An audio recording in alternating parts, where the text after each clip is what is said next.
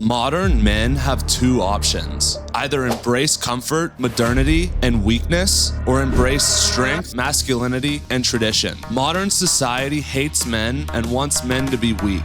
The world tells us that it's okay to embrace comfort, overly express our feelings and emotions, and distract ourselves with cheap pleasure like video games, porn, and drugs. In modern times, masculinity is considered toxic and has slowly eroded. This is modernity, and it has dominated mainstream thought for decades. To start, let's look at how we got to this point as society. Modern society seeks to destroy the great boogeyman that is the patriarchy, but nobody seems to understand that only 1% of men today and only 1% of men throughout history have ever been a part of the big, scary patriarchy. The other 99% of men throughout history either died in wars or worked arduous jobs tirelessly and thanklessly to barely provide for their families. Only 40% of men throughout history have reproduced, compared to the 80% of women who have reproduced throughout history. Now, take the 99% of men today, and it is the exact same thing. The majority of men are lost, have no meaning or purpose. They hate their jobs, they're incels, and they are addicted to video games, drugs, and porn. The number of male virgins under the age of 30 is 30% and rising drastically. Studies show that women on dating apps only like the top 10% of guys, leaving the bottom 90% completely matchless with no hope for finding a partner. So let's be honest, does it really sound fun to be a man in modern times? Modern society attributes all men to this patriarchy, but in reality, most men are lonely, struggling, and are now being demonized. The patriarchy is, and always has been, only for the top 1% of men. Instead of encouraging men to have a place in society, the world now demonizes us and wants to render us useless. The purpose of modernity is to feminize men under the guise of deeming masculinity aggressive and dangerous. Well, guess what? Masculinity is aggressive and is dangerous, but masculinity is also kind, generous, and courageous. We used to champion masculine excellence, but now men are forced to feminize. Us men are encouraged to overly express our feelings, to be weak, and to embrace this new world. As boys, we are taught to be obedient and docile,